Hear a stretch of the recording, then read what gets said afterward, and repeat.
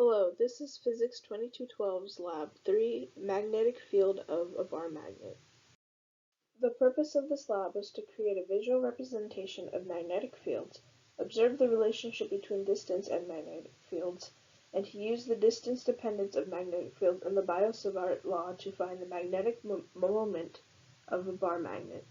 Some of the physics concepts used in this lab are the Biot-Savart law and the distance dependency formula of a bar magnet.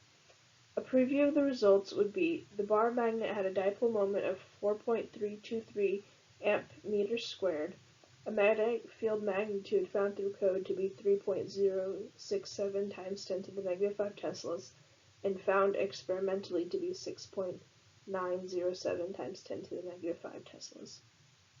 Some of the assumptions for the experiment we used are that a bar magnet acts as an accurate depiction of a magnetic pole, with north being positive and south being negative. We also used the assumption that Atlanta has a natural magnetic field of 49 nanoteslas. For part 1 of the experiment, the distance dependence of the magnetic field of a bar magnet, we start by finding the magnetometer chip of our phone.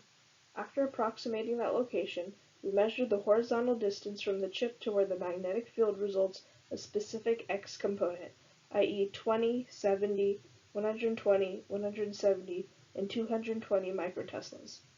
These variables are graphed and help us in determining the dipole moment later on. For part 2, measuring the off-axis magnetic field, we first began by finding the x distance from the magnetic field to the chip that resulted in 100 microteslas.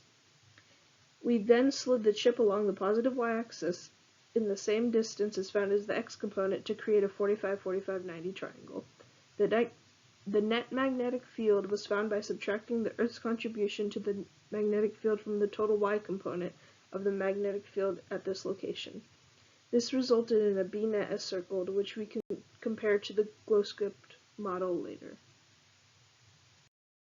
Two observations we made are that when the magnometer is far away from the magnet, it measures a near zero magnetic field in the x direction, and as the magnometer moves closer to the magnet, the measured x component of the magnetic field increases.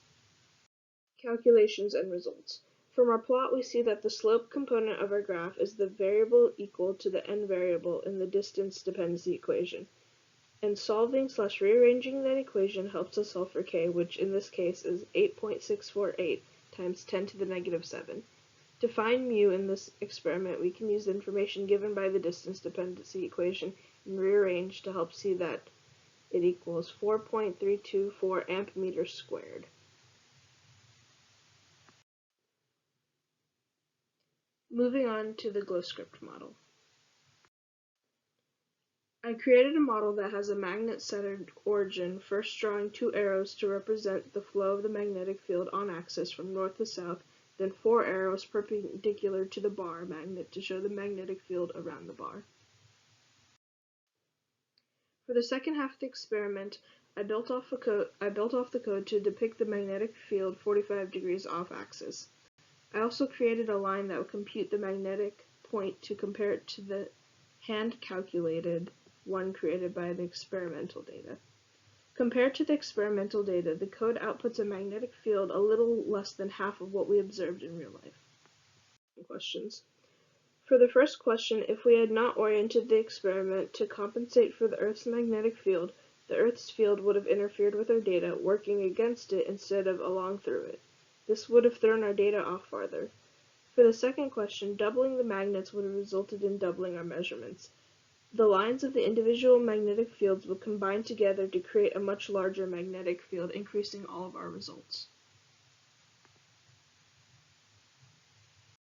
Finally, possible sources of error and conclusions. Two main sources of error could have occurred during either the mishandling of the app and/or taking the horizontal and vertical measurements, or possibly a magnetic field interference caused by nearby electronics. Our lab had many unmovable electronics that may have been outputting magnetic fields that would have definitely thrown our field off. These errors are most likely causing our measurement of the field to be more than twice that of our coded measurement, which is more likely to be the more accurate of the two measurements.